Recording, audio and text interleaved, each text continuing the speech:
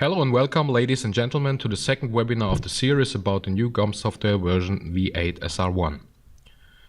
My name is Dinko Sabo and I have Stefan Siebold next to me for the question and answer section. So if you have any questions, use the Q&A section and Stefan will answer them. This webinar will be recorded so you can view the content again or share it with other people in your organization.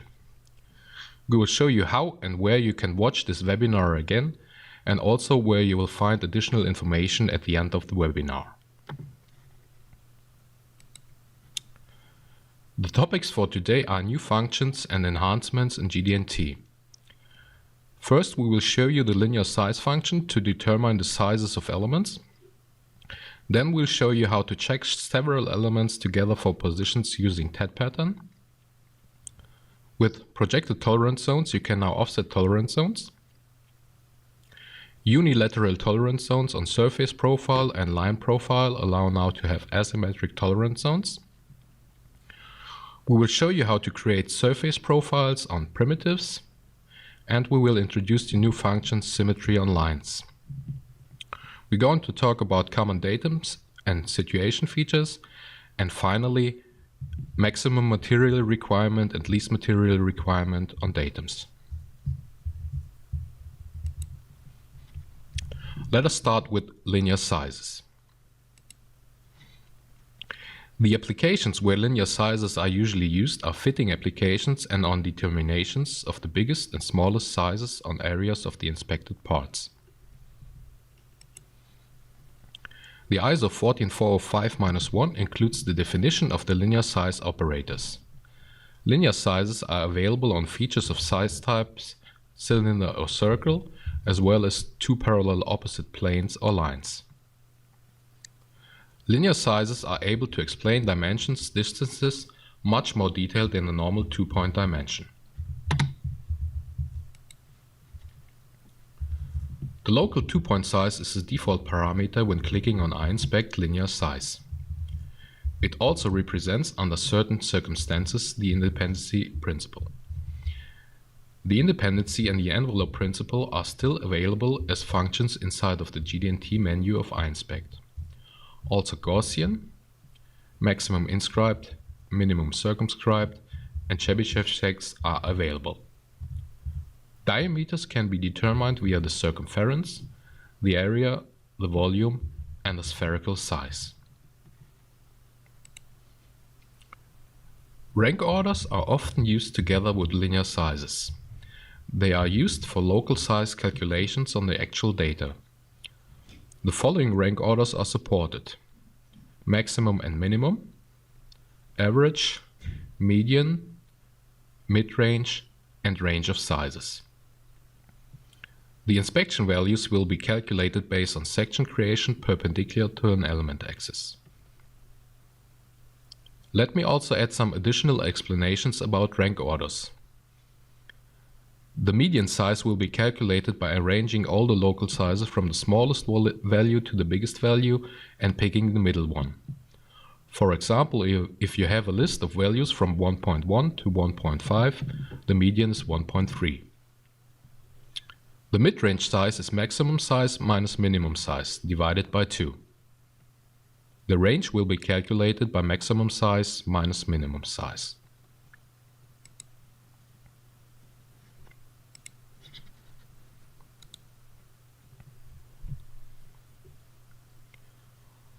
What you see here is a result of a linear size check. This check can be realized by selecting the element that you want to check and selecting linear size from the GD&T menu of iInspect. The current visible check is an independency principle check, which can now also be performed by a linear size check. Nevertheless, the independency and the envelope principle are still available as functions inside of iInspect to not break old workflows. When I now edit the creation parameters, you can see in the lower area the functions that were introduced for linear size. the computation method from 2-point size to size from sphere, and also the rank order drop-down field, which covers the range of possible rank orders from maximum size to range of sizes. The same applies for the lower limit. Usually the section direction will be calculated according to standards. If you need to define your own section direction, you can select User Defined from the drop-down menu. At the right side, you can now select the element which should define the direction.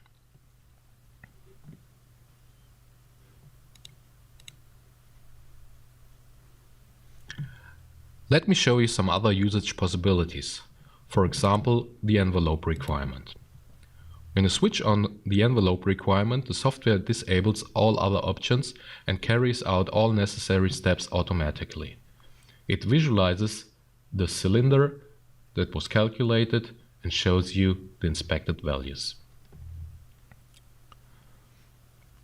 You can, for example, also use the Gaussian best fit to determine the maximum and minimum sizes of this cylinder. For doing this, just enable ACS, which stands for any cross-section, and switch the rank orders to maximum and minimum size. The software then will visualize where it found the maximum and minimum values and visualizes these positions with circles.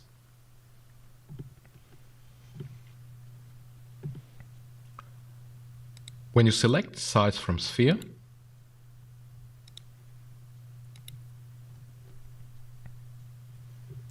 the software will help you to understand what actually happens on calculation. Therefore, it will visualize two spheres to show you where the maximum and minimum size has been calculated. Actually, it will show you where the spheres and with the resulting diameters will get stuck. As linear sizes are also available on parallel planes, I will also show you an example with two parallel planes.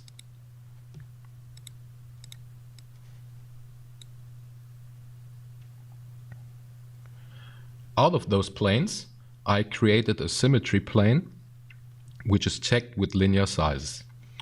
The green points that you see here are the creation points of this symmetry plane. Those elements can be visualized inside of the properties of the actual symmetry plane.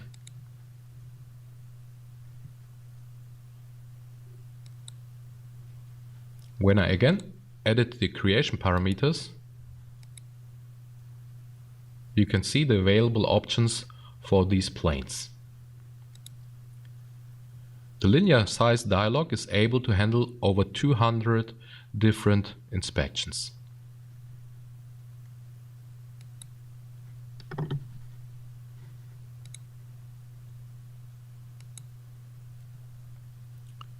The next function I want to show you is the TED pattern.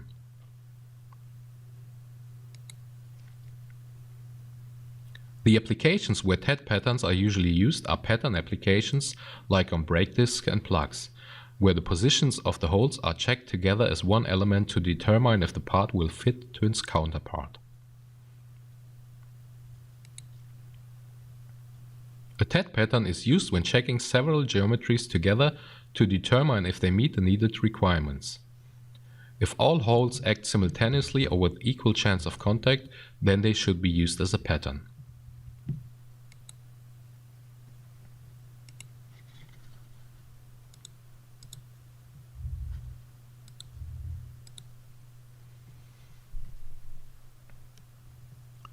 For this inspection, I want to use a datum system. This datum system includes the plane A and the holes B and C. This datum system can be constructed by construct, local coordinate system, create datum system. The first datum will be selected by Control and left click. An additional method to select elements is simply to start typing its name. The software will then filter the list of available elements and only display the ones that are necessary in this case.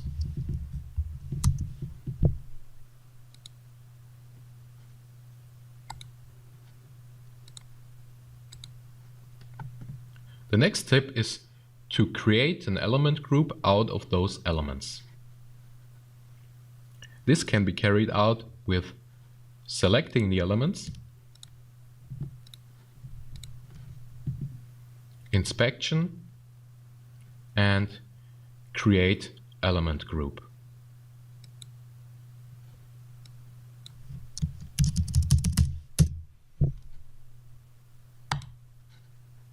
This element group can now be checked by GD&T and TED pattern.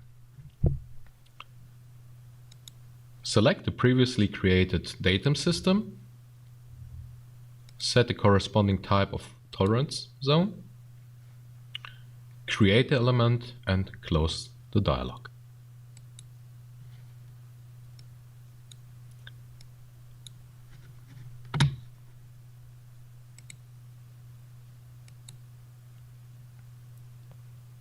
The next new feature is the projected tolerance zone.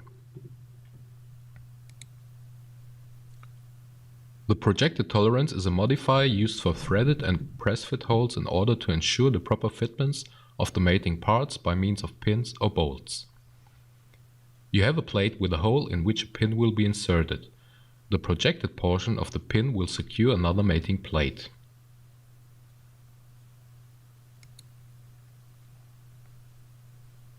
With projected tolerance zones, you are now able to determine the deviations not only limited to the actual data.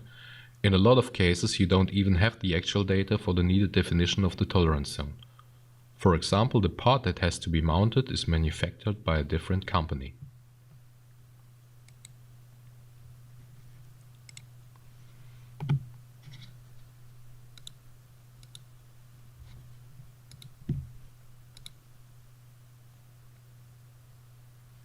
I want to show you now an application example for a projected tolerance.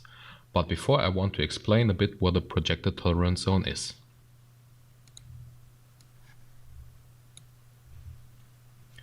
What you see here is the lower part of an assembly. This part has to be connected to the upper part with a pin.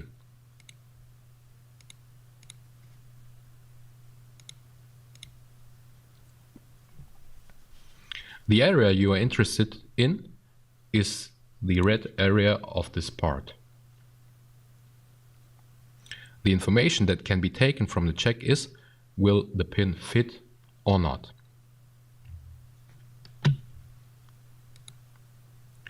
Now back to the training object. For carrying out a position check with a projected tolerance zone, you have to select the cylinders you want to inspect.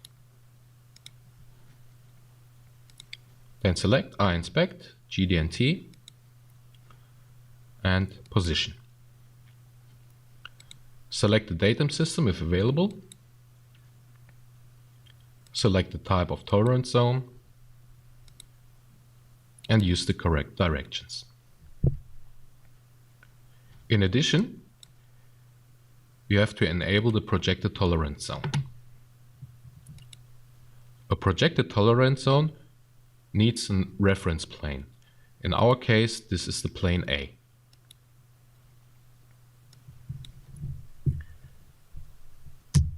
The distance and the length that you can enter here are taken from the values on the drawing. The software visualizes now the inspection values and also the tolerance zone and the result of the actual data. If you want to have more information, you can show the color deviation representation.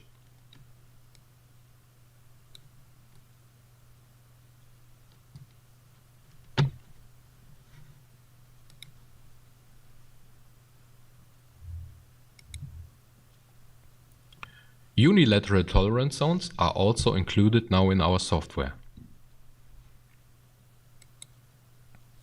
The applications where unilateral or bilateral tolerance zones are available for are surface profiles and line profiles.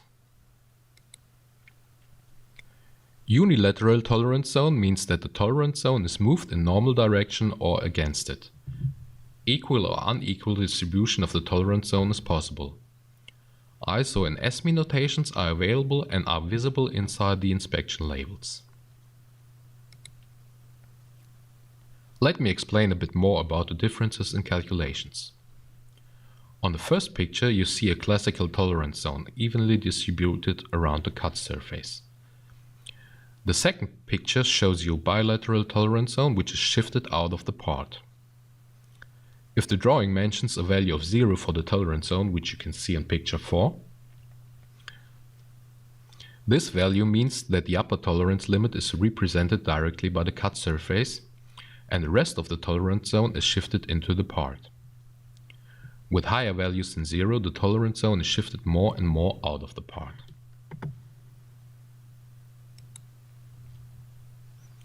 The ISO standard calculates it a bit different.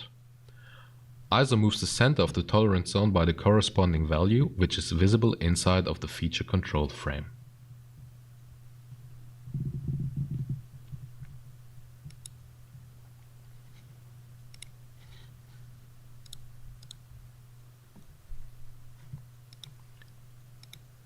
I prepared a project with a patch compound on which the surface profile with unilateral tolerance zone has to be checked. Just select the surface profile and select the option Surface Profile from the GD&T menu of iInspect. Set the datum system if available and enable the usage of the unequally disposed tolerance zone. Available methods are the ISO standard and the SME standard.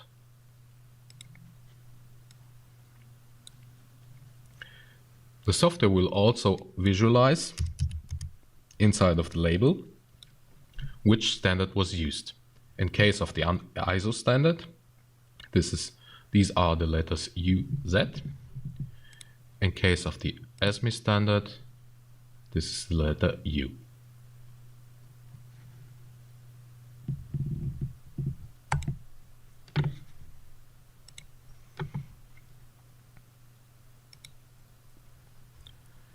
A very nice and easy to use function is the surface profile on primitives. The profile of a surface can be used for advanced freeform surfaces, such as when a surface curves in multiple axes at once. Commonly, casted parts use the surface profile when the surface is curved to control the amount of variation. For checking the surface profile of primitives, additional patch compounds are no longer needed. The inspection is now directly available at the element.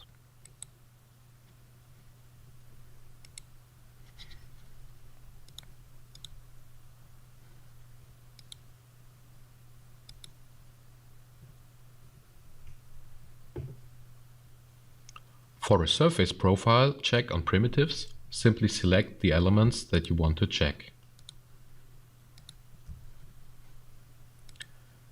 And apply the surface profile check directly without any usage of patch compounds.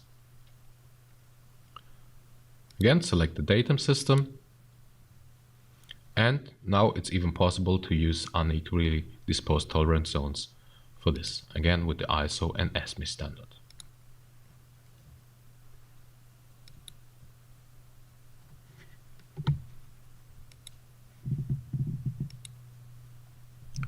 We also introduced the possibility to check the symmetry of lines.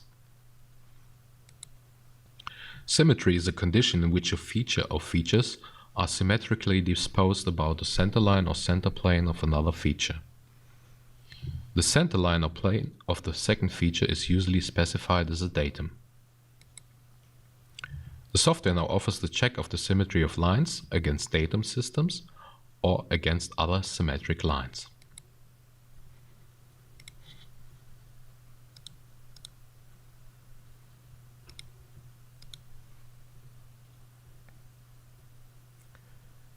In this example, I want to check the symmetry of the inner area of the M in regards to the outer areas.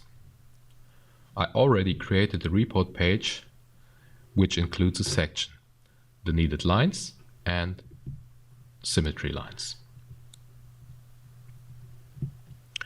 The symmetry line B, which has to be checked against the symmetry line A. The symmetry line A results from line A1 and A2, and the symmetry line B, which results from B1 and B2.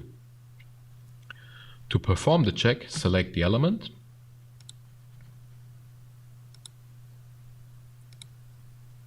open inspect, select symmetry, select its datum system, in our case it's now symmetry line datum A, and close the dialog and apply the check.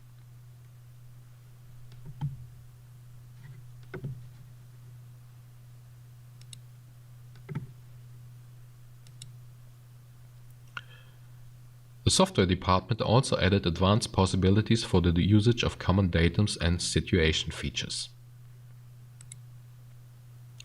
Common datums are necessary when you want to combine several elements to only one datum. Those areas are often used for mounting points to additional parts of an assembly. Situation features are used when not all constraints should be used for the element. You are now also able to select which constraints should be blocked by using the modifiers plane PL, straight line SL, or point PT. We improved the dialog for datum systems and added situation features to this dialog. This dialog empowers you to combine several elements to a datum and is not limited to a datum combination of only 2 elements.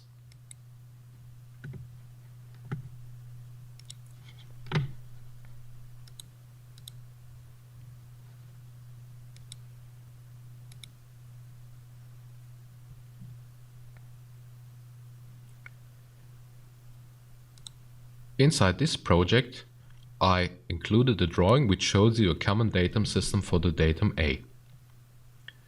The datum A is based on circular planes A1 to A5 with a diameter of 5 mm. Let us now switch to the inspection workspace. I already constructed the planes A1 to A4.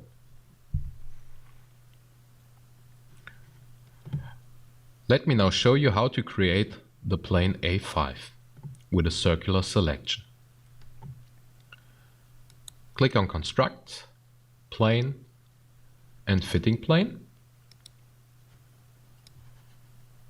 And in addition, go to Edit, Selection in 3D, Geometry-based selections, select by geometry contour. Select the needed geometry, in our case this is the circle 5, and apply the needed selection distance. Apply the selection and close the dialog. And create the plane and close the dialog again. In addition, we also need the measuring principle reference construction.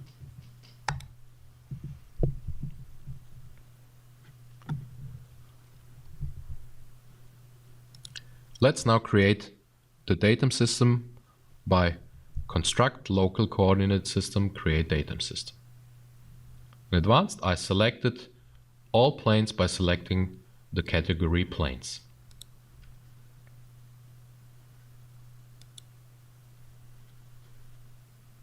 Just click inside to the drop-down menu and click on Insert Currently Selected Elements. This will add all selected elements as a common datum.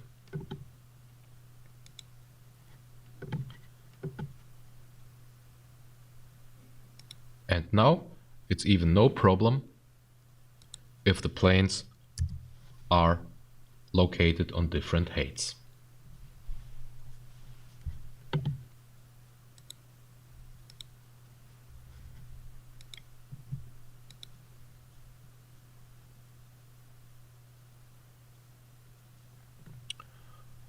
I'll start right away with the creation of the datum system by clicking on Construct, Create Datum System, add the selected elements, and the software will start with the calculation of the datum system.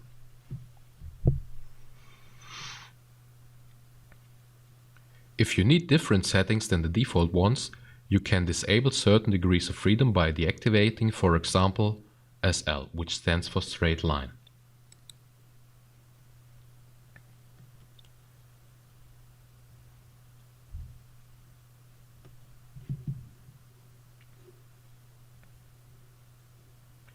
As you can see, the software now visualizes only one plane. The remaining degrees of freedom are only 2 translations and 1 rotation, in contrast to the previous settings. When I deactivate plane and activate straight line,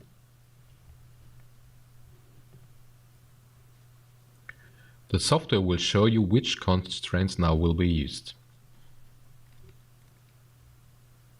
As you can see now, only a line will be used as a datum, and therefore only 1 translation and 1 rotation is not restricted.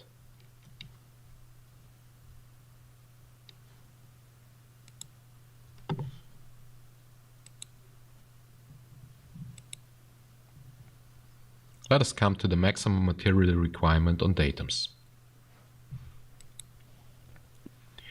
If you want to ensure that 2 parts never interfere or limit the amount of interference between the parts when they are at their worst tolerances, MMR can be called out. Take a shaft that must go through a hole with clearance between the two.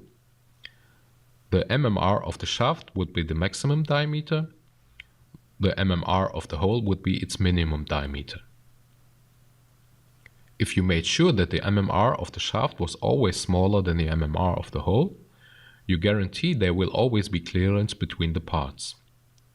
This is important for any tolerance tag to ensure that when the tolerances are at their least desirable condition, the part still functions properly. Now you can add maximum and least material requirements also on datums to fulfill growing part and drawing demands.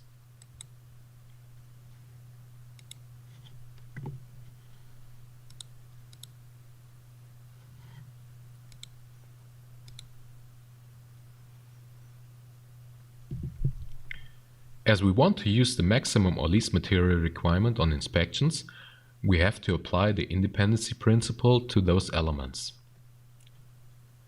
This applies to the inspection elements as well as to elements used for a datum system. To carry out the independency principle, I'll just select the cylinders that will be used and apply the independency principle.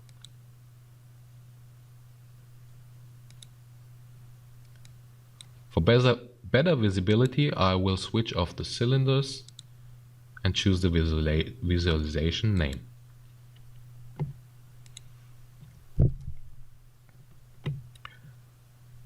Now it's time to construct the datum system.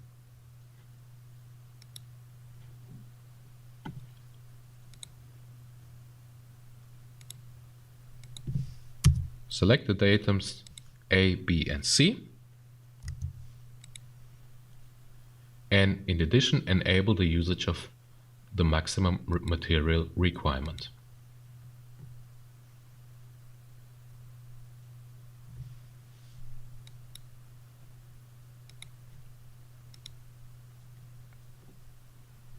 To carry out the check, I'll select the cylinders 1 to 4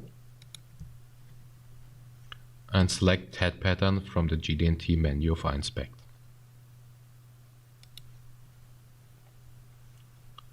Select the created datum system, the correct type of tolerance zone, and activate the usage of the maximum material requirements. Set the needed tolerance from the drawing.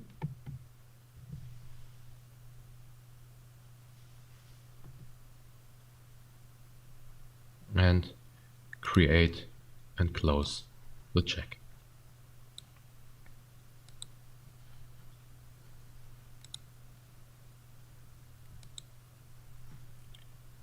The software now visualizes what the maximum material requirement stands for. It is a check if the part is true to gauge and will fit to its counterpart.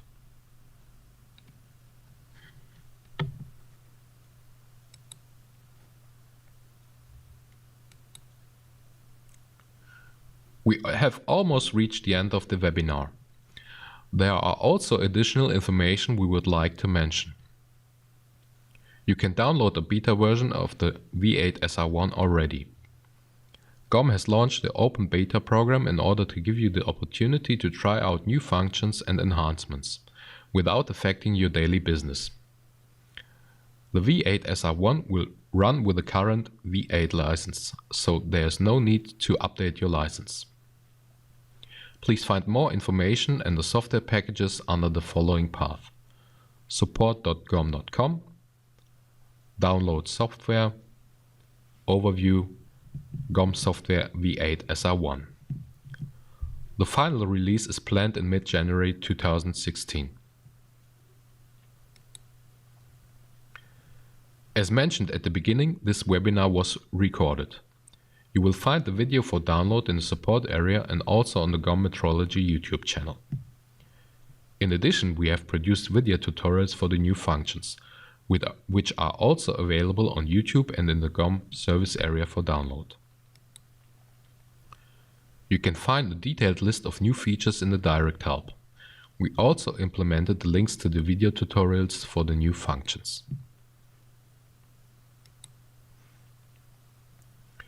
The next webinar in our series about the new version V8 SR1 is the virtual measuring room and will take place on December the 10th. This was the webinar GD&T.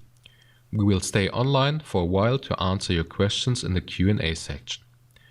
Thank you very much for your attention. We hope you enjoyed it. Have a nice day and auf Wiedersehen.